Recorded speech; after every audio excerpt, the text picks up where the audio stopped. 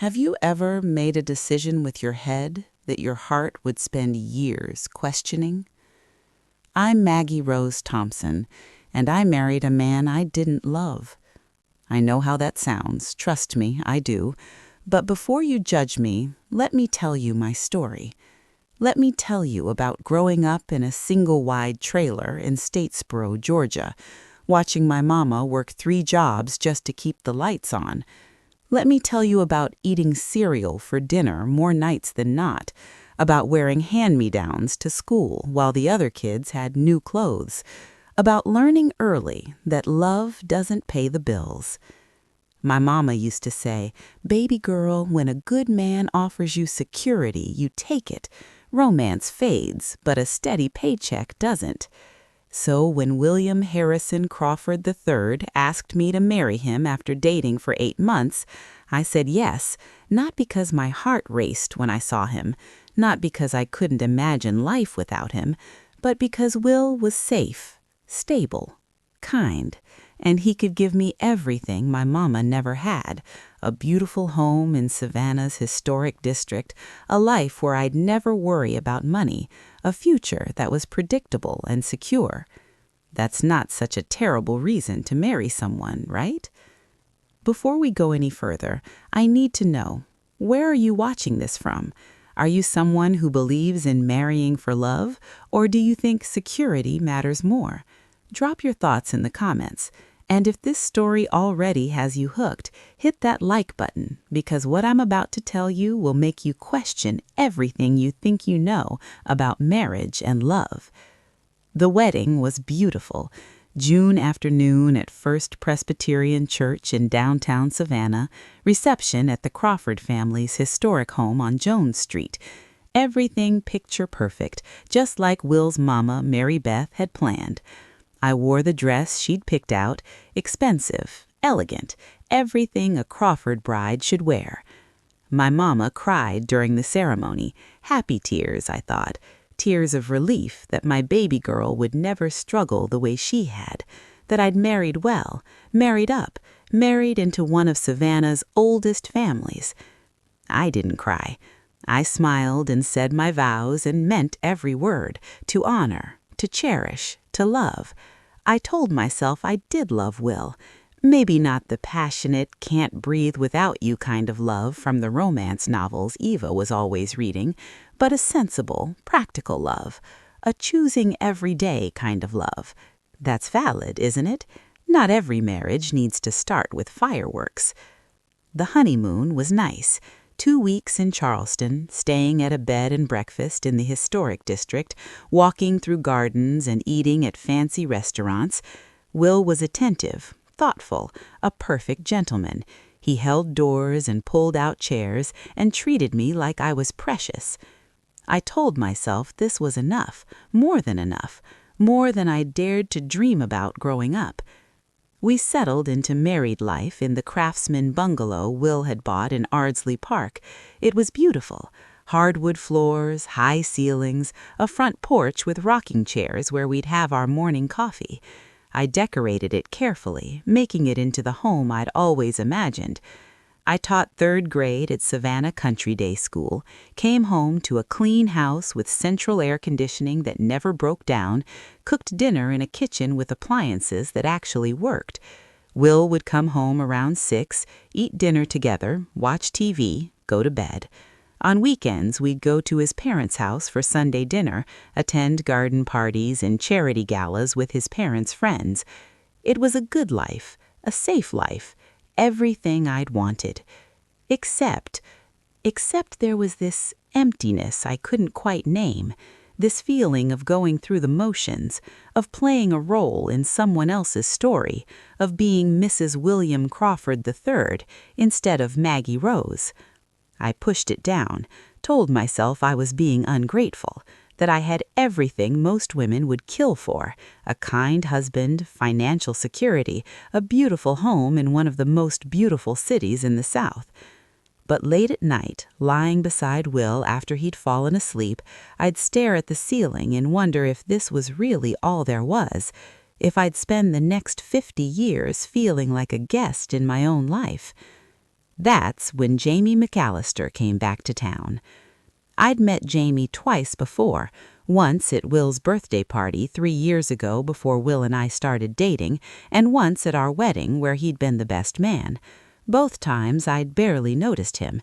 He was just Will's friend from childhood, the working-class kid who'd somehow stayed friends with the Crawford heir despite their different worlds. But this time was different. It was a Saturday in October, about 4 months after the wedding. Will had invited Jamie over to help with something in the garage, some project involving building shelves. I was in the kitchen making sweet tea and putting together a cheese plate, playing the role of good Southern hostess. Jamie came in to wash his hands and we ended up talking, just small talk at first. How he liked teaching at Islands High School, his carpentry side business, how Savannah had changed since he'd left for college.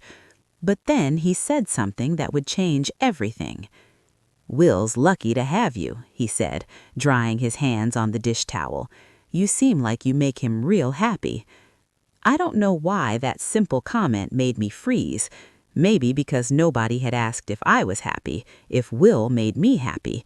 It was always about what I did for him, how I fit into his life, how I played my part. "I hope so," I said carefully. He looked at me then, really looked at me, with these hazel eyes that seemed to see right through the perfect wife facade. "But are you happy?" he asked. Such a simple question, such a dangerous question. "Of course," I said automatically. "I have everything I could want." He didn't say anything, just held my gaze for a moment longer, and in that moment something shifted, something cracked in the careful wall I'd built around my heart. "That's not what I asked," he said quietly. Before I could answer, Will called him back to the garage, and the moment passed. But I couldn't stop thinking about it, couldn't stop thinking about how Jamie had looked at me, how he'd asked about my happiness, not Will's, how for just a second someone had seen me, not the Crawford wife, not the pretty decoration on Will's arm, but me, Maggie Rose. And I realized with sudden, terrifying clarity that I'd been sleepwalking through my own life. That was the beginning, the moment everything started to change, the moment I started waking up to what I'd been missing. And there was no going back. After that October afternoon, Jamie started coming around more often. Will would invite him to watch football games on Sundays, or they'd work on projects in the garage, or Jamie would stop by after school to borrow tools for his carpentry business. And every time he'd end up in the kitchen talking to me while I cooked or cleaned or graded papers. At first, I told myself it didn't mean anything. He was Will's friend. We were just making conversation, being polite, doing what Southern hospitality demanded. But those conversations started lasting longer, started going deeper, started mattering more than they should. He'd ask me about my day teaching third graders and actually listen to the stories. He'd notice when I seemed tired and ask if I was okay. He'd remember things I'd mentioned weeks before, that I was reading a particular book, that one of my students was struggling, that I missed my mama's Sunday pot roast. Will never asked those things. Will would come home and talk about his development projects, his parents' expectations, the deals he was closing. I'd listen and nod and ask appropriate questions, but he rarely asked about my life. Didn't seem to realize I had one separate from being his wife. One evening in November, Will had to work late, some emergency with a client. Jamie had stopped by earlier to return a drill and somehow ended up staying for dinner. I'd made chicken and dumplings, my mama's recipe, and we sat at the kitchen table eating and talking. "This is incredible," Jamie said, savoring a bite. "My ex-wife couldn't cook to save her life. We ate frozen dinners most nights." "You were married?" I asked. Will had mentioned Jamie's divorce, but only in passing. "For 3 years, met in college, married right after graduation, thought we wanted the same things." He paused, pushing dumplings around his plate. "Turns out we didn't. She wanted the country club life, wanted me to go to law school like my father-in-law expected. I wanted to teach, work with my hands, live simply. She called it refusing to grow up. That must have been hard. It was, but it was harder being in a marriage where I had to pretend to be someone I wasn't. He looked at me then. You ever feel like that? Like you're playing a part? My throat tightened. Sometimes, I admitted quietly. Why'd you marry him? The question was gentle, curious, not judgmental. I could have lied, should have lied, but something about the way Jamie looked at me, like he really wanted to know, like my answer mattered, made me tell the truth. Security, stability. Will's a good man. He can give me a life where I'll never worry about money, never struggle like my mama did. That matters. But do you love him? The question hung in the air between us like morning fog over the Savannah River. I care about him, I said carefully. I respect him. I'm committed to our marriage. That's not what I asked, Jamie. It's complicated, Jamie. Love usually is. He set down his fork. But Maggie Rose, you're 29 years old. You're smart and beautiful and kind, and you're settling for security instead of living. That doesn't seem right. Not everyone can afford to chase feelings, I said, hearing my mama's voice in my words. Some of us have to be practical. There's a difference between being practical and being afraid. I'm not afraid, I insisted. Aren't you? He leaned forward. Seems to me you're terrified of ending up like your mama, so you married the safest choice possible. But safe isn't the same as happy, Maggie Rose. Nobody called me Maggie Rose except my mama. Hearing it from Jamie felt intimate, like he was seeing past the polished Crawford wife to the small-town Georgia girl underneath. You don't know me, I said, but my voice wavered. I'm starting to, and I think you're capable of so much more than you're allowing yourself. Before I could respond, we heard Will's car in the driveway. Jamie stood up quickly, helped me clear the plates, and by the time Will walked in, we were just two people cleaning up after a friendly dinner. But everything had changed. Over the next few weeks, I found myself looking forward to Jamie's visits, found myself disappointed on Sundays when he couldn't make it to watch the game, found myself thinking about our conversations when I should have been grading papers or planning lessons. And I hated myself for it. Because I was married, because I'd made vows, because wanting to talk to another man, looking forward to seeing him, counting the days he'd stop by, that was wrong. That was betraying Will, even if nothing physical had happened. Will didn't notice. He was wrapped up in a major development project in a historic district, spending long hours at the office, coming home exhausted and distracted. Our conversations had become perfunctory. How was your day? Fine. What's for dinner? Do you want to watch TV? I told myself this was normal, that all marriages settled into routine, that I was being unreasonable expecting passion and deep connection after only 6 months of marriage. But then there was Jamie, who'd asked me about the book I was reading and actually want to discuss it, who noticed when I changed my hair, who laughed at my jokes and remembered my stories and see me as a whole person, not just a wife performing her duties. One Sunday in early December after the football game, Will went to take a shower. Jamie was supposed to head out, but he lingered in the kitchen where I was putting away snacks. "Can I ask you something?" he said. "Sure. Do you ever wonder what your life would look like if you'd made different choices?" My heart started pounding. "What do you mean?" "If you'd married for love instead of security, if you'd taken a risk instead of playing it safe, if you'd chosen with your heart instead of your head." "I can't think about that, Jamie. It doesn't help anything." "Maybe it does. Maybe recognizing what's missing is the first step to finding it." "I'm married," I said firmly. "I made my choice." "Choices can be unmade." "Not by me. I don't quit. I don't give up. I made vows and I keep them." "Even if keeping them means losing yourself?" I couldn't answer that. Couldn't admit that I'd been feeling lost for months, that I went through each day like an actress playing a part, saying the right lines, hitting the right marks, but never really feeling anything. "I should go," Jamie said softly. "But Maggie Rose, you deserve to be happy, really, truly happy, not just comfortable."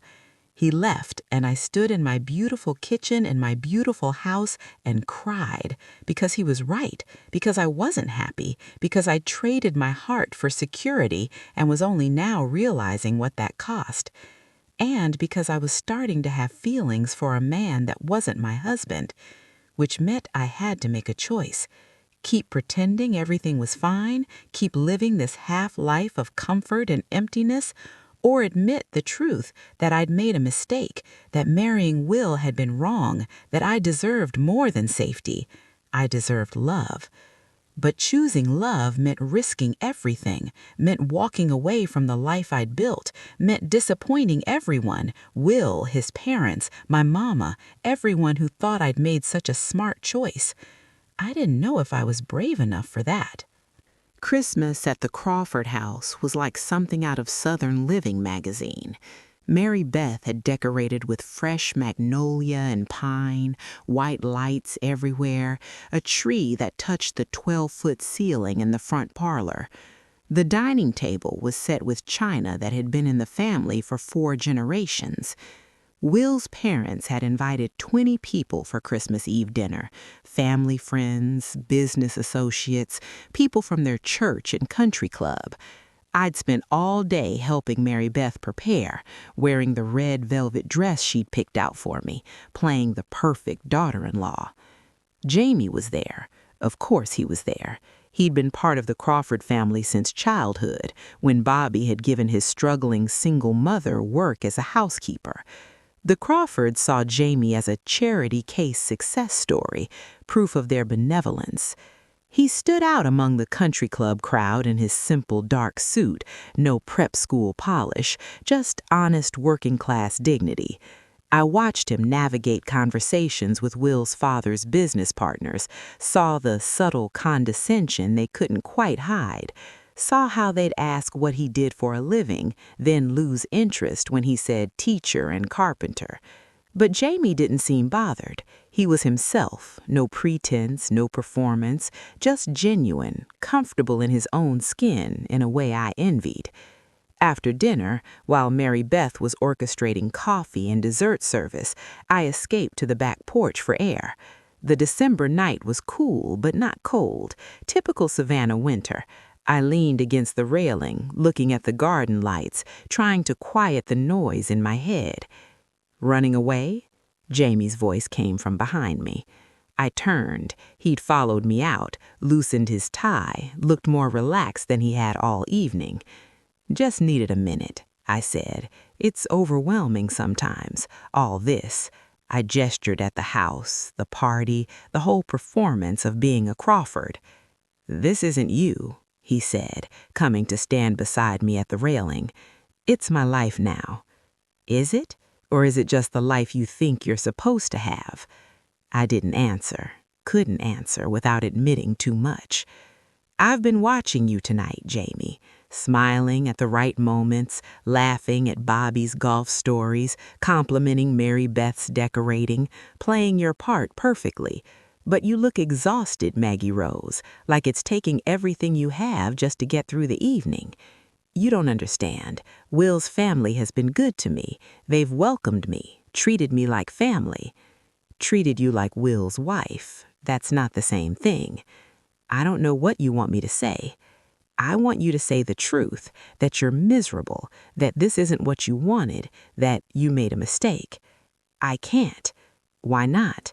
Because it would disappoint people? Because it would be awkward? Because you'd have to admit you were wrong?" "Because I made vows," I snapped, louder than I intended. I lowered my voice. "I promised to love and honor Will, to be his wife. That means something to me, even if it doesn't to you." "It means something to me, too," Jamie said quietly, "more than you know. But Maggie, staying in a loveless marriage because you're too stubborn or too scared to admit it was wrong, that's just slow suicide." How dare you? I dare because someone needs to say it, because I've watched you disappear a little more every time I see you, because you're 29 years old and you're already giving up on life, settling for comfortable when you could have extraordinary. Maybe comfortable is enough for me. Bullshit. He turned to face me fully. You're passionate about teaching. I've seen your face light up when you talk about your students. You're smart and funny, and you have opinions about everything from Flannery O'Connor to the best way to make biscuits. But around Will, around his family, you dim all that down, make yourself smaller, quieter, more acceptable. That's not living, Maggie Rose. That's just existing. Tears stung my eyes. What do you want from me? I want you to be honest, with yourself if not with anyone else. Fine, you want honesty? My voice cracked. I'm lonely. I'm so damn lonely in my marriage it hurts. Will is kind, but he doesn't see me. He sees my wife, the role I play, but not me. We barely talk. We go through the motions of being married, but there's no real connection, no intimacy beyond the physical, and even that feels like obligation. I feel invisible in my own life. Then leave. I can't just leave. Why not? Because my mama worked herself to the bone to give me a better life. Because I finally have security and stability. Because I'd be throwing away everything for what? For nothing? For yourself, for a chance at real happiness, he stopped, jaw tightening. For what? I pressed. He looked at me for a long moment, and something shifted in his eyes, something I'd been trying not to see, not to acknowledge, but could no longer ignore. For the possibility of love, he said softly. Real love, the kind that sees you completely and doesn't ask you to be anyone else, the kind that makes you more yourself, not less. My breath caught. Jamie. I know, he said. I know you're married to my best friend. I know this is wrong. I know I shouldn't be saying this. But Maggie Rose, I can't keep pretending I don't see it. The way you light up when you talk about things you love. The way you laugh when you forget to be proper. The way you're generous and kind and so much more than Will or his family will ever appreciate. Please don't, I whispered. I'm not asking you to leave him for me. I'm asking you to leave him for you, because you deserve to be happy. You deserve to be with someone who sees you, really sees you, and loves what they see. And what if no one else does? The question came out small, vulnerable. Jamie reached out and gently wiped a tear from my cheek. The touch sent electricity through me. Then you'll know you tried. You'll know you were brave enough to choose yourself. And Maggie Rose, you won't be alone. Some of us see exactly how extraordinary you are. Before I could respond, before I could do something stupid like kiss him, the back door opened and Mary Beth's voice rang out. There you two are. We're about to open presents. Maggie, dear, Will's looking for you. We stepped apart quickly, both of us flushed, hearts racing. I went back inside to my husband and the life I'd chosen. But everything had changed, because now I knew. I knew Jamie had feelings for me, knew those feelings were reciprocated, knew that what I'd been telling myself was just friendly concern was actually the beginning of something much more dangerous, and I had to decide what to do about it. I avoided Jamie for 3 weeks after Christmas. Didn't answer his texts, made excuses when Will invited him over, threw myself into teaching and into being the perfect wife, cooking elaborate dinners, keeping the house spotless, accompanying Will to every social obligation with a smile on my face. If I could just be better at being Mrs. Crawford, maybe I wouldn't feel this emptiness. Maybe I could forget the way Jamie had looked at me on that back porch. Maybe I could pretend my heart didn't race whenever I thought about him. But January brought my mama to town for a weekend visit, and with her came questions I wasn't ready to answer. We were having lunch at the Collins Quarter downtown, just the two of us. Mama looked older than I remembered, more tired. The years of hard work showed in the lines around her eyes, the gray in her hair she couldn't afford to color anymore.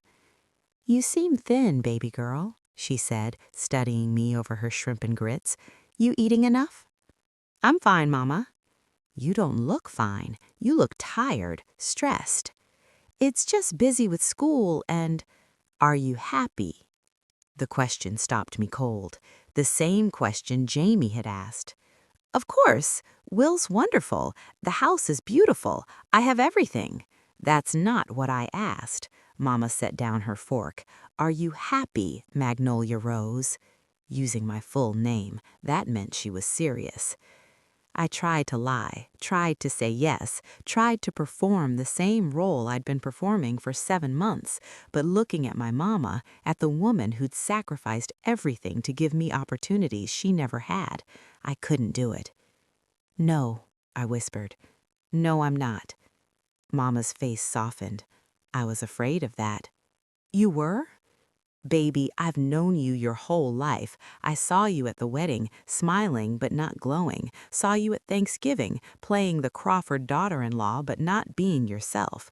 I hoped I was wrong, hoped you'd grow to love him." "I've tried, Mama. I've tried so hard, but it's like I'm living someone else's life. Will is kind and he provides for me, but we don't talk about anything real, and I feel so lonely sometimes I can barely breathe." Mama reached across the table and took my hand. "Then you need to leave." I stared at her. "What?" "You need to leave him, baby, before it's too late, before you've wasted years of your life on a marriage that makes you miserable." "But Mama, you always told me to choose security over romance, that feelings don't pay bills, that I should marry a good provider." "I know what I said." Mama's eyes filled with tears. "And I was wrong. I let my own fear make me teach you the wrong things." "What do you mean?" She took a shaky breath. "Your Dottie, before he left, I loved him so much it scared me. He was everything I wanted, but he was irresponsible, couldn't keep a job, always chasing the next big thing. When I got pregnant with you, he panicked and ran, left me alone and broke and terrified." "I know, Mama." "But here's what I'd never told you. There was another man after your daddy left. His name was Thomas. He was a mechanic, steady worker, offered to marry me and raise you as his own, would have given us security, stability, everything I was desperate for." "Why didn't you marry him?" "Because I didn't love him, and I couldn't do that, marry without love. It wouldn't have been fair to him or me or you. So I said no, and I struggled, and I worked 3 jobs, and it was hard, so hard, baby, but it was honest. It was mine." "I don't understand. If you chose not to settle, why did you teach me to?" "Because I was scared for you. I didn't want you to struggle like I did. Didn't want you to know what it's like to skip meals so your child can eat, to keep the heat turned down in winter to save money, to feel like a failure because you can't give your baby the things other kids have." She squeezed my hand. "But watching you these past months, seeing you disappear into this marriage, I realized I taught you wrong. I taught you to be afraid of being poor instead of teaching you to be brave enough to chase happiness." I was crying now, tears streaming down my face right there in the restaurant. "It's not too late, Magnolia Rose," Mama continued. "You're only 29. You have your teaching degree. You can support yourself. It won't be easy, but Magnolia Rose, you're my daughter. You're strong enough to handle hard things. You don't have to stay in a marriage that's killing your spirit just because you're afraid of struggling." "What if I end up alone?" "Then you're alone. That's better than being lonely in a marriage." "Will's family will be devastated. His parents have been so good to me." "They've been good to Will's wife. That's not the same as being good to you." "People will talk, say I didn't try hard enough." "Let them talk. Small minds always do." Mama leaned forward. "Baby girl, you get one life, one chance to figure out who you are and what makes you happy. Don't waste it trying to meet other people's expectations. Don't make the mistake of thinking security is the same as happiness." We sat there for a long time, holding hands across the table, while I cried and she stroked my fingers with her work-worn hands. "There's someone else, isn't there?" Mama finally asked. I nodded, unable to speak. "Do you love him?" I don't know, maybe. I think I could. But Mama, he's Will's best friend. It's so complicated. Love usually is. But honey, even if there wasn't someone else, you should still leave. You should leave for you, not for another man. You need to figure out who Maggie Rose is outside of being someone's wife. I'm scared. I know, but fear is not a reason to stay in the wrong place. That evening, after I dropped Mama at her hotel, I drove around Savannah for hours, past the Crawford house with its perfect decorations, past the school where I taught, past the historic homes and squares, and all the beautiful parts of this city that had become my prison. And I made a decision. I was going to tell Will the truth, not about Jamie, not yet, but about the marriage, about how I felt, about how I couldn't keep pretending. It was terrifying, but my mama was right. Fear was not a reason to stay in the wrong place. He came home from work around 6, like always. I'd made dinner, pot roast, his favorite, like always. We sat down at the dining table in our beautiful house, and for a moment everything looked perfect from the outside. But I couldn't do it anymore.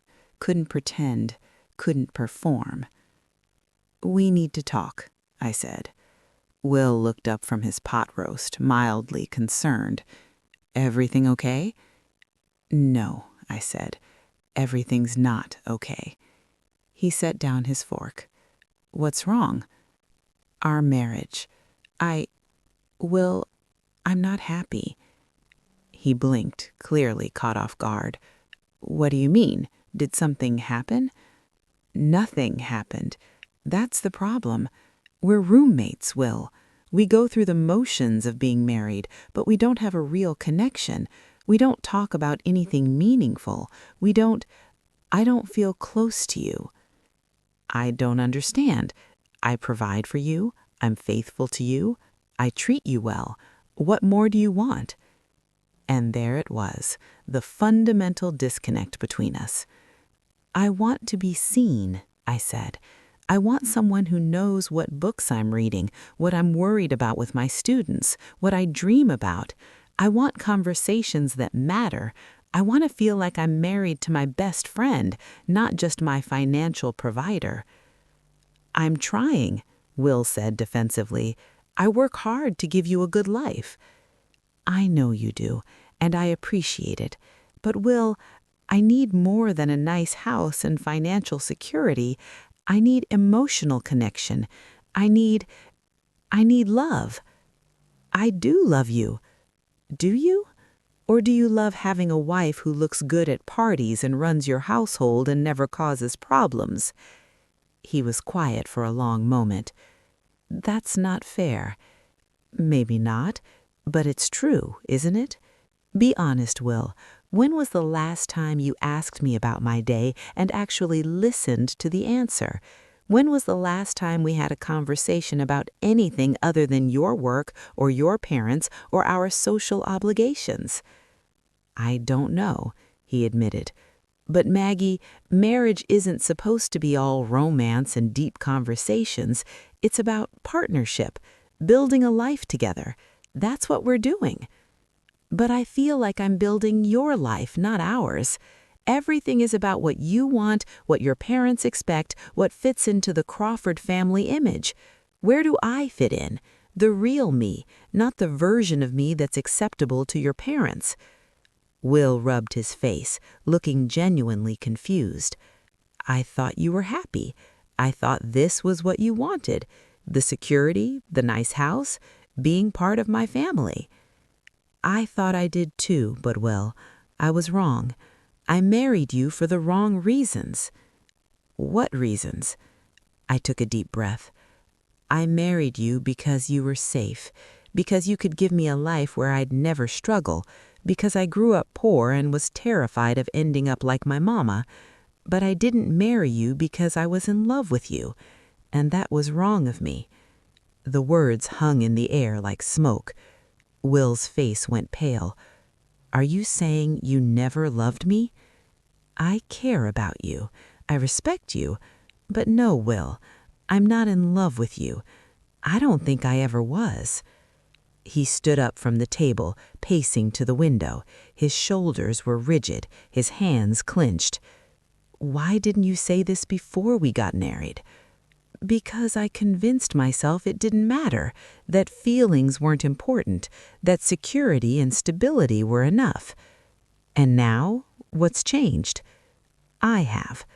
I can't keep living like this, pretending to be someone I'm not, playing the perfect Crawford wife when inside I'm dying. Is there someone else? The question was quiet, dangerous. I hesitated. There's someone who made me realize what I was missing, who helped me see that I deserve more than comfortable. But Will, even if he didn't exist, I'd still be having this conversation. This isn't about wanting someone else. This is about being honest about our marriage. Who is it? He turned to face me. Who is this person? I couldn't tell him. Not yet. It doesn't matter. It matters to me. My wife is telling me she doesn't love me, that she never loved me, and there's some other man who's, what, making her feel things I don't? Will, is it Jamie? His voice cracked. Please tell me it's not Jamie. The look on my face must have given me away. Jesus Christ. Will sank back into his chair. My best friend. You're in love with my best friend. I'm not. I don't know what I feel. But Will, this isn't about Jamie. This is about us, about how we're not right for each other. We were fine until he started coming around. We weren't fine. I was just better at pretending. Will was quiet for a long time, staring at his plate. When he finally spoke, his voice was hollow. My parents are going to be devastated. I know. Everyone will talk. The Crawfords' marriage falling apart after 7 months. I know. They'll blame you, say you married me for money and then left. Let them. He looked up at me. Do you even care about what this will do to me, to my family? I care, but I can't stay in a loveless marriage just to protect your reputation. Your vows. You promised to love me, honor me, stay with me. And I've tried. God, Will, I've tried so hard. But I can't keep pretending. It's not fair to either of us. So what? You just leave? Move out? File for divorce? I think that's what needs to happen. And then what? You go be with Jamie? I don't know. Maybe, maybe not. That's not the point. That's absolutely the point. You're throwing away our marriage for him. I'm choosing myself, I said firmly. I'm choosing honesty over comfort. I'm choosing to be brave enough to admit I made a mistake. A mistake, Will repeated bitterly. That's what you are to me.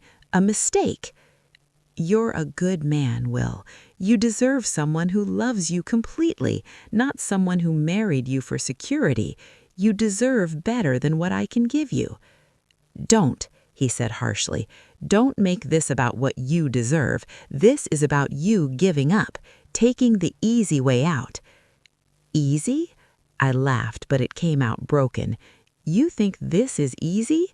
Admitting I was wrong? Disappointing everyone? Starting over with nothing? This is the hardest thing I've ever done.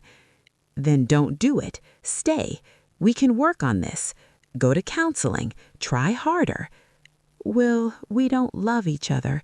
Counseling can't fix that. You don't know that. You're not even willing to try. But I was done trying, done pretending, done dying slowly in a marriage that looked perfect from the outside, but was hollow within. I'm moving out, I said. Tomorrow. I'll stay with Eva until I can find an apartment. Just like that? Just like that. Will looked at me with something like betrayal in his eyes. I gave you everything. You gave me everything except what I needed most. You gave me security, but you never gave me your heart. and I never gave you mine. The next morning, while Will was at work, I packed my things. Not everything, just clothes, books, personal items. The house, the furniture, all the wedding gifts, those were his. I didn't want any of it. Didn't want reminders of the life I was leaving behind. Eva showed up with her truck to help me move. She didn't ask questions, didn't say, "I told you so," even though she'd had doubts about the marriage from the beginning. She just helped me load boxes and hugged me tight when I cried. "You're doing the right thing," she said. "Then why does it feel so wrong?" Because change is scary, because disappointing people hurts, because you're brave enough to choose yourself, and that takes courage most people don't have. I called my mama from Eva's spare bedroom that night. "I left him," I said. "Oh, baby girl," I could hear the emotion in her voice. "How are you doing?" "Terrible, but also relieved? Is that awful?" "It's honest, and honey, honest is always better than performing. His parents are going to hate me. Probably, for a while, but that's not your problem to fix." Mary Beth called 2 days later. Her voice was cold, controlled rage. "How could you?" she demanded. "How could you do this to him, to our family?" "I'm sorry, Mrs. Crawford. Sorry, you threw away a perfectly good marriage after 7 months. Do you know how humiliating this is? What people will say?" "I know, and Will gave you everything. A beautiful home, financial security, a place in this community. And you just toss it away. For what?" "For honesty. For a chance at real happiness." "Real happiness," she scoffed. "You sound like a romance novel. Grow up, Magnolia. Marriage isn't about butterflies and passion. It's about commitment, partnership. You made a promise." "A promise I shouldn't have made. Mrs. Crawford, I care about Will, but I don't love him the way a wife should love her husband. Staying would have been cruel to both of us." "This is about that McAllister boy, isn't it? Bobby told me he's been coming around. I should have known better than to let Will associate with—" "It's not about Jamie," I interrupted. "This is about me realizing I married Will for the wrong reasons." "And what reasons would those be?" "Security, money, the Crawford name, everything except love." The silence on the other end was frigid. "Well," Mary Beth finally said, "at least you're honest about being a gold digger." The words stung, even though I'd expected them. "Think what you want, Mrs. Crawford, but I'm not going to stay in a loveless marriage to protect your family's reputation." She hung up on me. Will's father was worse. He showed up at Eva's apartment 3 days after I'd moved out, demanded to see me, threatened to sue me for, I don't even know what, emotional distress, damaging the family name. "You married him under false pretenses, led him to believe you loved him." "I tried to love him. I really did." "Not hard enough, apparently. You know what I think? I think you saw a rich family and a ticket out of your trailer park life, and you took it, and now you're leaving because you found a better offer." "That's not true." "Isn't it? Will told me about Janie, so let me be clear. You stay away from him. He's not good enough for you, and he never was. But more importantly, you're not good enough for the Crawford family. You've shown your true colors." He left, and I cried angry tears, because he was partially right. I had married Will for money, for security, for a better life, not consciously, not maliciously, but the truth was there. I'd married him for everything except love, and now I was paying the price. The school was awkward. Parents who were friends with the Crawfords gave me cold looks during pickup. The headmaster called me into his office to check in, which really meant making sure the scandal wouldn't affect the school's reputation. Mrs. Crawford, Thompson, I corrected. I'm going back to my maiden name. Ms. Thompson, then, I want you to know that your personal life is your own business. However, given the Crawford family's significant contributions to this school, are you asking me to resign? He looked uncomfortable. I'm suggesting that it might be easier for everyone if you considered looking for a position elsewhere, after this school year concludes, of course.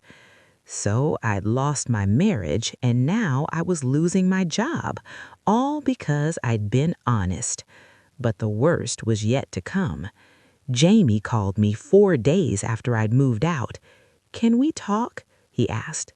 "I don't think that's a good idea. Maggie Rose, please, I need to see you." We met at Forsyth Park, away from prying eyes. He looked terrible, like he hadn't slept, hadn't eaten. His usual warm eyes were filled with guilt. "Will called me," he said, "told me everything. About us. There is no us, Jamie. That's what I told him too, but he didn't believe me, and I don't think he ever will. I'm sorry. I never meant for—" "I know, but Maggie Rose, I can't do this. I can't be the reason you left your marriage. I can't be the wedge between Will and me. We've been friends since we were 7 years old." My heart sank. "What are you saying?" "I'm saying I can't see you anymore. Not now. Maybe not ever. It's too complicated, too messy. And Will, he's destroyed. I can't betray him like this." "So that's it?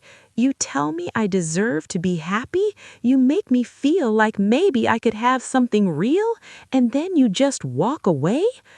"I'm sorry," he said, and I could see he meant it. "But this isn't right. The timing, the situation, none of it is right." "I didn't leave Will for you," I said, tears streaming down my face. "I left Will because I couldn't stay in that marriage. Yes, you helped me see that, but this wasn't about running to you.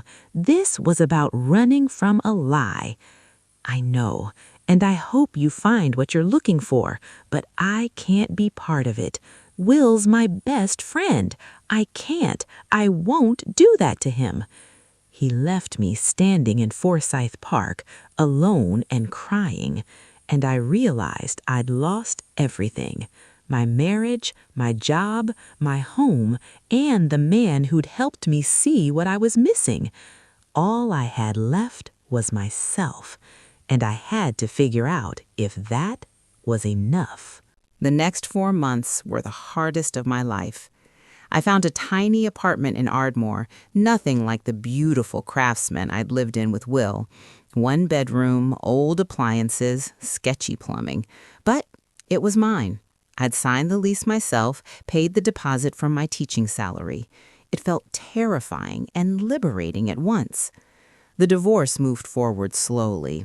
Will's lawyers wanted to prove I'd married him fraudulently, wanted me to give back gifts his family had given us, wanted to punish me financially for leaving.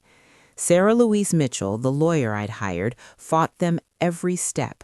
"You didn't commit fraud," she said firmly. "You made a mistake. There's a difference. And Georgia is a no-fault divorce state anyway. They can huff and puff all they want, but legally, you're entitled to leave." I didn't want anything from Will. No alimony, no property settlement. I just wanted out. By March, the divorce was final. I was Maggie Rose Thompson again, single, starting over at 29. The school didn't renew my contract for the following year. They were polite about it, cited restructuring, but I knew the truth. The Crawfords had donated too much money for them to keep me on. So I spent April applying for jobs, had interviews at public schools in Savannah, some in rural Georgia, even some in South Carolina. anywhere that didn't know my story, anywhere I could start fresh. I got an offer from a Title I elementary school in Statesboro, the town where I'd grown up. The pay was less than Savannah Country Day, but the position was mine if I wanted it. I wanted it. Going back to my hometown felt like admitting defeat in some ways, but it also felt like coming home, like closing a circle, like returning to my roots to figure out who I really was. My mama was thrilled. "You can stay with me until you find your own place," she offered. "Thanks, Mama, but I think I need my own space, even if it's small." "My independent daughter," she said proudly. "You're gonna be just fine, baby girl." Some days I believed her. Other days I lay in my tiny apartment and wondered if I'd made a terrible mistake, if I should have just stayed, just tried harder, just accepted that comfortable was enough. Those were the days I'd think about Jamie. I hadn't seen him since that day in Forsyth Park, hadn't called, hadn't texted, hadn't reached out. He'd made his choice, loyalty to Will over whatever might have been between us. I respected it, even as it hurt, but I still thought about him, wondered if he thought about me, wondered if he regretted walking away, wondered if there was still a chance, someday, when enough time had passed and wounds had healed. Ava thought I was crazy. "He chose Will over you," she said bluntly over drinks one night. "He knew you were leaving that marriage, knew you'd be alone and scared, and he walked away. That's not love, honey, that's cowardice." He was protecting his friendship. He was protecting himself from difficult emotions. Real love doesn't do that. Real love fights for you. Maybe she was right, but I still couldn't stop thinking about him. In May, I went to visit my mama in Statesboro to start looking for apartments for my move back. We were having lunch at a local diner when someone slid into the booth across from us. "Jamie!" My heart stopped. "Hi," he said. "What are you doing here?" I managed to ask. "I heard you were in town, wanted to see you, talk to you if you'll let me." My mama looked between us, understanding dawning on her face. "I'll just go powder my nose," she said, excusing herself. Jamie waited until she was gone, then leaned forward. "I've been miserable," he said. "For 4 months, I've been absolutely miserable." "You made your choice." "I made the wrong choice, the safe choice, the choice that hurt less in the moment, but has been killing me slowly ever since." My throat tightened. "Jamie," he said, "let me finish, please." He took a breath. "Will and I aren't friends anymore, haven't been since January. He can't forgive me for whatever role I played in your leaving, and honestly, I don't blame him. He was my friend, and I fell for his wife. That's a betrayal, even if I never acted on it." "I'm sorry." "Don't be. I'm not, because Maggie Rose losing his friendship showed me something important, showed me that I was holding on to it out of obligation, out of history, not because we actually had anything in common anymore. We've been growing apart for years. I was just too loyal or too afraid to admit it." "What are you saying?" "I'm saying I chose wrong. I chose loyalty to a friendship that was already dying over a chance at something real with you, and I've regretted it every day since." My heart was pounding. "It's been 4 months, Jamie." "I know. I needed to give you space, give myself space, figure out if what I felt was real or just some messed up reaction to the drama. And Maggie, it's real. This is real." "You hurt me," I said, tears threatening. "You made me feel like I mattered, and then you walked away when things got complicated." "I know, and I'm sorry. I'm so sorry. But I'm here now, asking for another chance, asking if you'd be willing to try this, really try this, now that you're free and I'm free, and there's no Will between us." "What about Will? What about him? He's moved on, started dating someone his parents approve of, someone from their world. He's going to be fine." "Are you sure about this? Because I can't go through this again. I can't have you choose safety over me twice." "I'm not choosing safety. I'm choosing you. I'm choosing love. I'm choosing to be brave enough to risk everything for a chance at happiness with the woman I can't stop thinking about." I looked at him, really looked at him, saw the sincerity in his eyes, the vulnerability in his expression, the hope mixed with fear. "I'm moving to Statesboro," I said, "taking a teaching job there, starting over." "I know. Your mama told me when I called asking where to find you." "You called my mama?" I was desperate, and she likes me for the record, told me I'd better not mess this up or she'd make me regret it. Despite everything, I laughed. That sounds like her. "So, what do you say? Can we try this? Take it slow? Do it right? See if what we felt was real?" I wanted to say yes. God, I wanted to say yes. But I was scared. Scared of getting hurt again. Scared of rushing into another relationship before I'd figured out who I was outside of being someone's wife. "I need time," I said. "I need to get settled in Statesboro, figure out my new job, figure out who Maggie Rose Thompson is when she's not performing for anyone. Can you give me that?" "How much time?" "I don't know, a few months? Maybe the summer?" He thought about it, then nodded. "Okay, take the summer, get settled, figure yourself out, but Maggie Rose, I'm not going anywhere. When you're ready, if you're ready, I'll be here. Promise?" "Promise." He left, and I sat there in the diner, hope and fear warring in my chest. Maybe I could have it all. Maybe I could figure out who I was and have love too. Maybe I could be brave enough to choose happiness. I moved back to Statesboro in June. Rented a small house on the outskirts of town. Nothing fancy, but it had a front porch and a little yard and space to breathe. I painted the walls colors I liked, hung curtains I chose, filled it with secondhand furniture that felt like me. It was the first place that had ever been truly mine. I spent that summer teaching summer school part-time and working on myself. Started seeing a therapist in town, Dr. Rachel Martin, who specialized in helping women rebuild their identities after major life changes. "Tell me about Maggie Rose," she said in our first session. "Not the teacher, not the ex-wife, not anyone's daughter, just Maggie Rose. Who is she?" I realized I didn't know. I'd spent so long being what other people needed, the good daughter who never complained, the perfect wife who played her role, the professional teacher who followed all the rules, that I'd lost track of who I actually was underneath. So I started figuring it out. I started writing again, something I'd loved in high school but abandoned in college when it didn't seem practical. Bought a notebook and wrote every morning on my front porch, just stream of consciousness thoughts and observations and feelings. Some of it was terrible, some of it was good. All of it was mine. I started gardening, planted tomatoes and peppers and herbs in my little backyard, got dirt under my fingernails and sunburned shoulders, and felt connected to something primal and real. I started saying no. When my mama wanted me to come to Sunday dinner every week, I said no sometimes. When Eva wanted me to go out drinking and meet guys, I said no.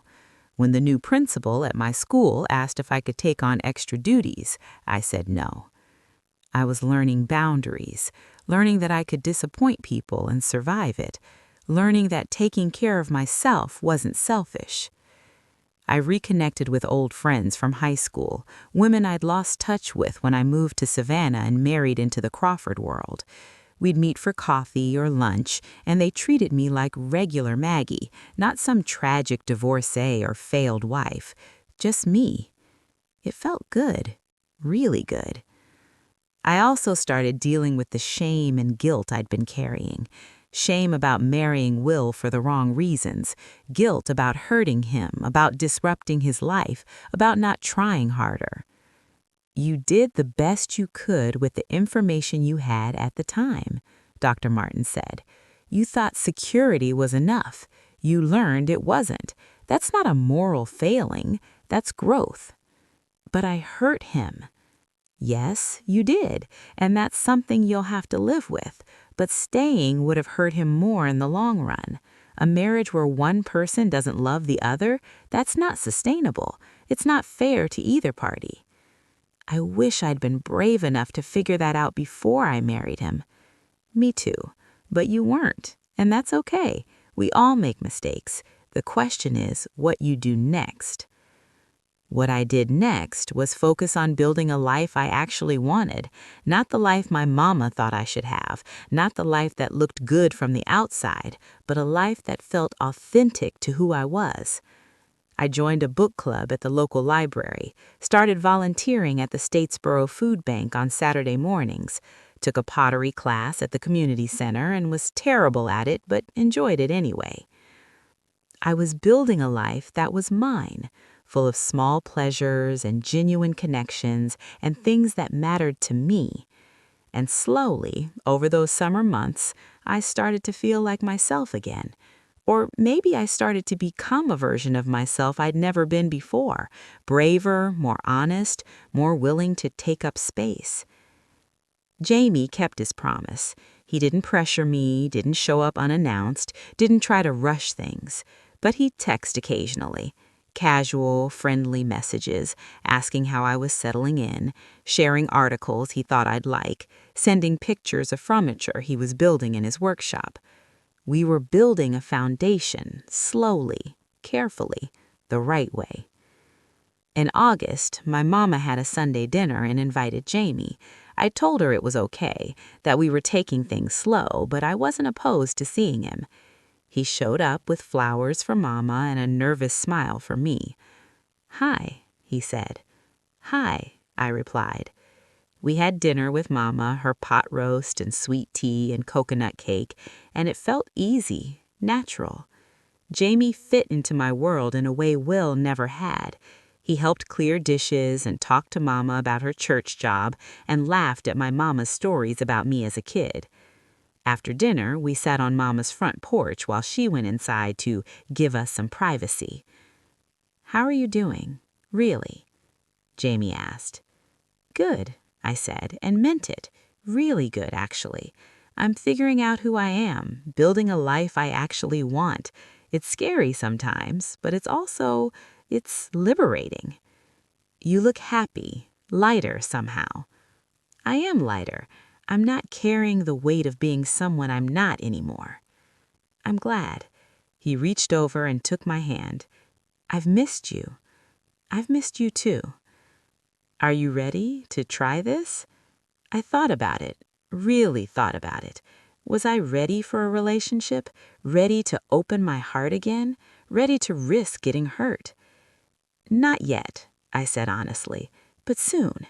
I need the rest of the summer to get myself settled, start my new job, make sure I'm solid on my own before I bring someone else into my life." "That's wise. Take all the time you need. I'm not going anywhere." "You keep saying that." "Because I mean it.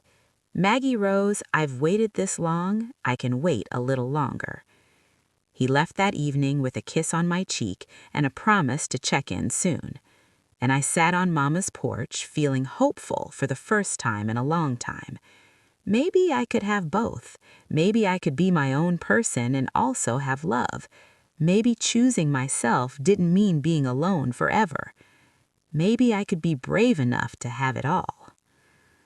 The school year started in mid-August, and I threw myself into teaching. My new school was different from Savannah Country Day. Title I, lower-income families, kids who needed more than just academic instruction. They needed someone who saw them, believed them, gave them hope. I could do that. I had been one of those kids once, and for the first time in my life, my job felt like more than just a job. It felt like purpose. By September, I was ready. Ready to call Jamie, ready to see where this could go, ready to be brave enough to choose love. But I wanted to do it right, wanted to ask him properly, wanted to be sure we were both on the same page. So I called him and asked him to come to Statesboro that weekend. "I have something I want to talk to you about," I said. "Good something or bad something?" "Good," I said. "Really good." Jamie showed up Saturday morning at my little house on the edge of Statesboro. He looked nervous, hopeful, scared, all the things I was feeling.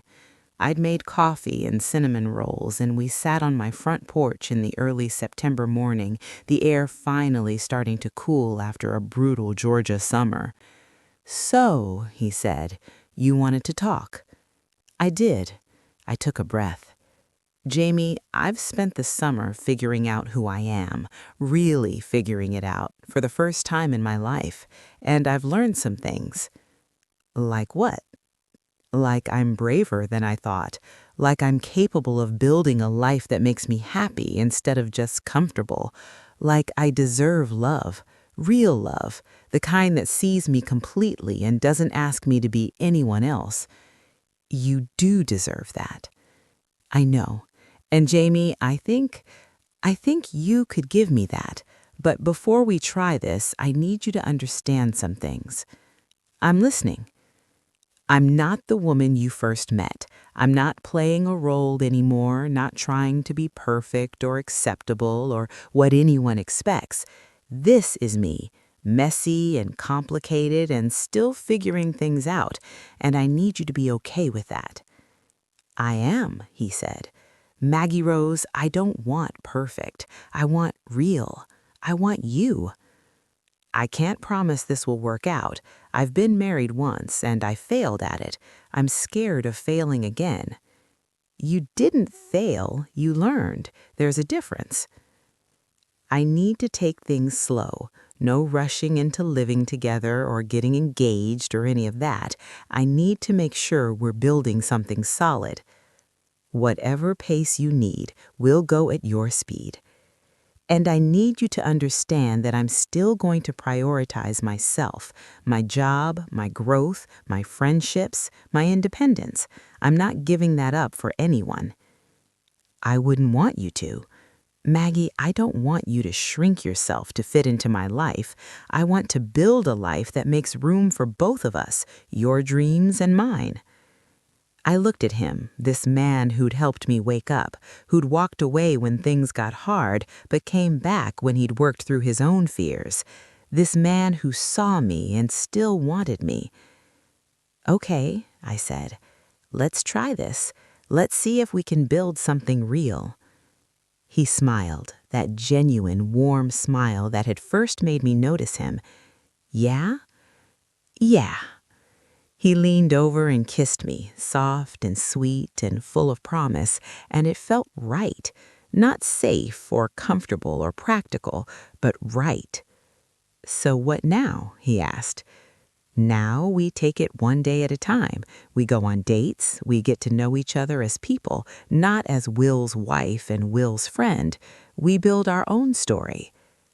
I like the sound of that. We spent that day together just talking and being. He told me about his divorce, about how it had taught him to value authenticity over appearances, about how he'd been pretending for years, trying to fit into Will's world when he'd never really belonged there. I was so focused on being loyal to Will that I forgot to be loyal to myself. And when I met you, when I saw you struggling with the same thing, trying to fit into a world that didn't suit you, it woke something up in me. "What?" "The courage to choose what I wanted instead of what was expected. You inspired that, Maggie Rose.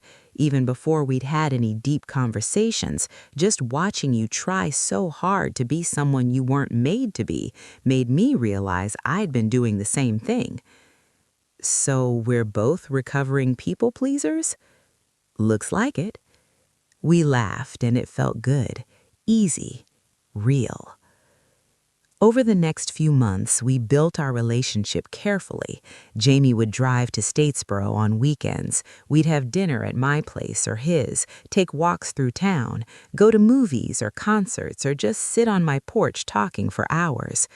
I met his mama, a sweet woman who worked as a nurse's aide and reminded me of my own mother in so many ways. She welcomed me warmly, didn't judge me for my failed marriage, just seemed happy that her son was happy. "He's been different since he met you," she told me, "more himself. Thank you for that." Jamie met my students, came to help with a class project one Saturday, built bookshelves for my classroom. The kids loved him, and watching him interact with them made me see new sides of him. He was patient, kind, genuine, everything I'd been missing in my marriage to Will. But it wasn't always easy. There were moments when my fear would surface, when I'd push him away or test him to see if he'd stay. Moments when he'd get frustrated with my walls, with my need for independence, with my refusal to let him all the way in. "I'm not going to hurt you," he said one night after I'd picked a fight over nothing. "I'm not Will. I'm not going to ask you to be someone you're not." "I know. I'm sorry. I'm scared." Of what?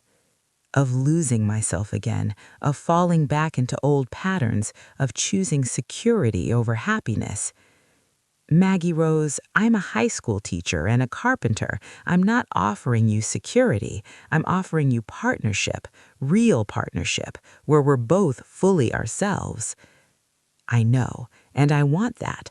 I'm just learning how to do it." "Then let's learn together." And we did. We learned how to communicate honestly, how to fight fair, how to respect each other's boundaries while still being vulnerable, how to build something together without losing ourselves in the process. By December, I knew.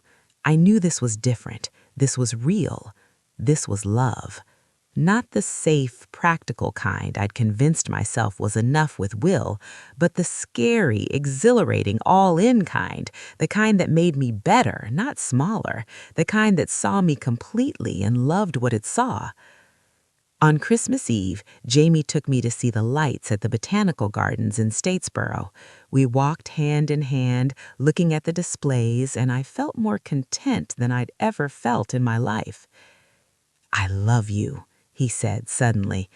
"I know we agreed to take things slow, and I'm not asking you to say it back if you're not ready, but I need you to know. I love you, Maggie Rose Thompson. I love your courage and your kindness and the way you're rebuilding your life.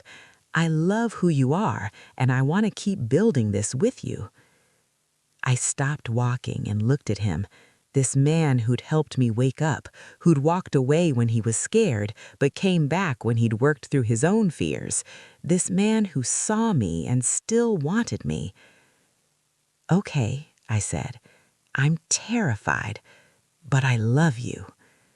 He kissed me under the Christmas lights, and it felt like coming home. But more importantly, it felt like I'd finally found myself. And that made all the difference. A year and a half after I left Will, Jamie and I got married. It wasn't the big Crawford wedding with 200 guests and a reception at a historic home. It was small and intimate, just family and close friends in my mama's backyard in Statesboro under a tent with twinkly lights. Eva was my maid of honor. My mama cried happy tears. Jamie's mama hugged me tight and whispered, "Thank you for loving my boy." We wrote our own vows. I promised to choose honesty over comfort, to stay myself even when it would be easier to shrink, to build a life with him, not for him, to love him bravely even when it was scary. He promised to see me always, not just the role I played, to support my dreams even when they didn't match his own, to build a partnership where we were both fully ourselves, to love me exactly as I was. We meant every word. Our honeymoon was a week in the North Carolina mountains, hiking and reading and talking and just being together. No pressure to perform or impress anyone, just us. When we got back, we moved into a house we'd bought together in Statesboro. Nothing fancy, but it had good bones and space for both of us to have our own projects. Jamie set up his carpentry shop in the garage. I turned the spare bedroom into an office where I could write and plan lessons. We were building a life together, but we kept our individual identities. Jamie had his carpentry business and his teaching. I had my classroom and my writing. We had our own friends and interests and time apart. But we also had each other. Really had each other, in a way I'd never had Will. We'd cook dinner together, talking about our days. We'd sit on the porch in the evenings reading or working on our own projects, but being together. We'd have long conversations about books and politics and dreams and fears. We'd argue sometimes about money or scheduling or whose turn it was to clean the bathroom, but we'd learned how to fight fair, how to listen, how to compromise without losing ourselves. It wasn't perfect, no relationship is, but it was real. It was honest. It was built on a foundation of mutual respect and genuine love, and it made me happier than I'd ever been. 2 years after our wedding, I ran into Will at a teachers' conference in Savannah. He was there with his wife, the woman he'd married about a year after our divorce was final. She was lovely, from his world, perfectly appropriate. He looked happy, actually happy. We talked for a few minutes, awkward at first, but then easier. "How are you?" he asked. "Really good. Married, teaching in Statesboro, happy." "To Jamie?" "Yes." He nodded. I figured. It was always Jamie, wasn't it? Actually, no. It was always me. I had to choose myself first before I could choose anyone else. I didn't understand that before, but I do now. He looked at his wife, smiling as she chatted with another teacher. I get it now. I'm glad. I'm glad you found someone who's right for you. Same to you. And Maggie, I'm sorry for not seeing you, for treating you like a role instead of a person. You deserved better. We both deserved better. We just weren't right for each other. No, he agreed. We weren't. We said goodbye, and I felt nothing. No regret, no what-ifs, just acceptance that we'd both moved on to where we were supposed to be. That night, I told Jamie about running into Will. "How do you feel about it?" he asked. "Good, actually. Like I finally have closure. Like that chapter of my life is really over." "Any regrets?" "About leaving him? No. About marrying him in the first place? Sometimes. But then I think if I hadn't married him, I wouldn't have learned what I don't want, wouldn't have learned to be brave enough to choose myself, wouldn't have been ready for you when you came back into my life. So no regrets." "No regrets." He pulled me close. "I'm glad you chose yourself first, made you ready for us." "Me too." Now, 5 years after I left Will, I'm 34 years old and living a life I actually chose. I'm still teaching at the same Title I school in Statesboro, still writing in the mornings, still growing tomatoes in my backyard.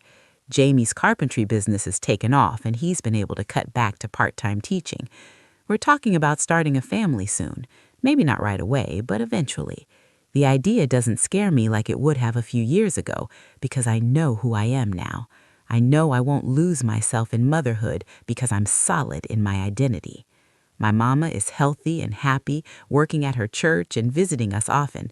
She tells people about her brave daughter who had the courage to start over. She's proud of me, not because I married well or have a nice house, but because I'm authentic. Eva is still my best friend, still bold and romantic, still convinced that love is worth fighting for. She was right all along. And me? I'm Maggie Rose Thompson McAllister now. Not Thompson, not Beaumont Crawford, my own hyphenated name that honors both where I came from and where I chose to go. I'm a teacher who makes a difference in kids' lives every day. A writer who's working on a novel about a woman finding herself after divorce. A wife to a man who sees me completely and loves what he sees. A daughter who makes her mama proud. A friend who shows up honestly. But most importantly, I'm myself. Fully, completely, unapologetically. Myself. And it's enough. More than enough. Looking back, I can see now that marrying Will wasn't a mistake, it was a lesson. A painful, expensive, emotionally devastating lesson, but a necessary one. I had to learn that security without love is just a comfortable prison, that choosing with your head instead of your heart leads to emptiness, that you can't build a real life on a foundation of fear. I had to learn to be brave enough to choose myself, even when it meant disappointing everyone, to value honesty over comfort, to believe I deserved real love, not just safe love. And I had to learn that sometimes the scariest choice is the right choice. Leaving Will was terrifying. Starting over was terrifying. Opening my heart to Jamie was terrifying. But staying would have been the real tragedy. So to anyone reading this who's in a relationship that's comfortable but not fulfilling, who married for security instead of love, who's afraid to leave because of what people will say or how hard it will be, I want you to hear this. You deserve more than comfortable. You deserve to be happy. Really, truly happy. And yes, choosing yourself is scary. Yes, people will judge you. Yes, it will be hard. But you know what's harder? Spending the rest of your life pretending to be someone you're not. Dying slowly in a relationship that looks perfect from the outside but is hollow within. You get one life, one chance to figure out who you are and what you want and what makes you happy. Don't waste it playing it safe. Be brave enough to choose yourself. Be brave enough to choose love. Be brave enough to live the life you actually want, not the life you think you should have. I did, and it changed everything. Thank you for staying with me through this entire story. I know it was long, I know it was complicated, but so is life, so is love, so is figuring out who you are. If you made it all the way here, please hit that like button. It helps other people who might need to hear this story find it. And I want to talk directly to some of you right now, because I know some of you are watching this and seeing yourself in my story. If you married for the wrong reasons, it's not too late. I know it feels like it is. I know you feel trapped by your vows, by your promises, by what people will think. But staying in a loveless marriage doesn't honor those vows. It just prolongs the dishonesty. You're not a bad person for admitting you made a mistake. You're a brave person for being honest. If you're staying because you're afraid of being alone, loneliness in a marriage is so much worse than loneliness by yourself. At least when you're alone, you can start figuring out who you are. In a loveless marriage, you just disappear slowly, piece by piece. Being alone isn't the worst thing that can happen to you. Losing yourself is. If you're staying for financial security, I get it. I really do. Money matters. Security matters. But living a half-life in exchange for financial comfort, is that really worth it? Can you put a price on your happiness, your authenticity, your soul? I left financial security to live in a tiny apartment and budget carefully, and I've never been happier because I'm free, because I'm myself. If you're afraid of disappointing people, you will disappoint people. That's inevitable. Your parents, your in-laws, your friends, people at church or work, someone is going to be disappointed. But here's the thing. They're not living your life. They're not waking up next to someone they don't love. They're not pretending for years. They're not dying slowly inside. Their disappointment is not your responsibility. Your happiness is. If you've already left and you're questioning if you did the right thing, you did. I promise you did. The fact that you're questioning it just means you're a good person who takes commitment seriously. But staying would have been worse. Keep building your new life. Keep figuring out who you are. Keep choosing yourself every single day. It gets easier. I promise it gets easier. If you found real love after a loveless marriage, hold on to it. Treasure it. Don't take it for granted just because you've been hurt before. Real love is rare and precious and worth fighting for. But also, make sure you've done the work to know yourself first. Make sure you're choosing from a place of strength, not fear. Make sure you're building a partnership, not looking for someone to complete you. You have to be whole on your own first. And if you're thinking about marrying someone for security instead of love, don't. Please don't. I know it's tempting. I know financial stability and social standing seem important, and they do matter to an extent. But they're not worth your soul. They're not worth spending decades pretending to be someone you're not. Choose love. Choose passion. Choose someone who sees you completely and loves what they see. Yes, it's scarier. Yes, there are no guarantees, but it's real. And real is always better than comfortable. Some practical advice for anyone in this situation. 1, get therapy. A good therapist can help you figure out what you really want and give you tools to get there. 2, talk to trusted friends, not people who will judge you, but people who love you enough to be honest with you. 3, get your finances in order. Open your own bank account, know what assets you have. Talk to a lawyer about your rights. Knowledge is power. 4, make a plan. Don't just leave impulsively. Figure out where you'll go, how you'll support yourself, what your next steps are. 5, be honest with yourself, really honest, about why you married, what's missing, and what you actually want. You can't fix anything until you acknowledge the truth. 6, set boundaries with your spouse, your in-laws, your own family, everyone. You have to protect yourself during this process. And 7, give yourself grace. You're not perfect. You made mistakes. That's okay. We all do. What matters is what you do next. And remember, leaving a marriage doesn't make you a quitter.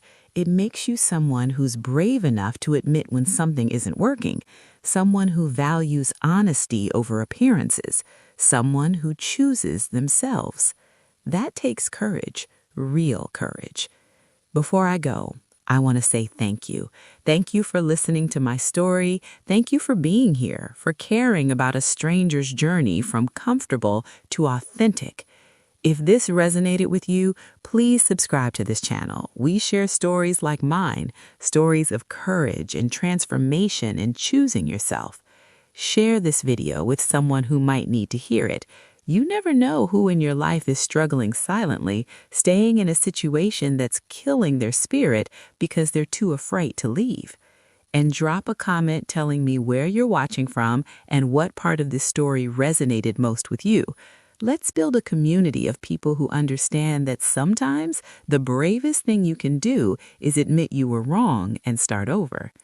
I'm Maggie Rose Thompson McAllister. I'm married for security, not love. I thought that was enough. I learned it wasn't, and I had the courage to start over. It was the hardest thing I've ever done and the best thing I've ever done. You can do it too. Whatever hard thing you need to do, whatever brave choice you need to make, you're stronger than you think, braver than you know, and you deserve to be happy. Really, truly, authentically happy. Thank you for being here. Thank you for listening. Now go live your life, your real life, the one you actually want.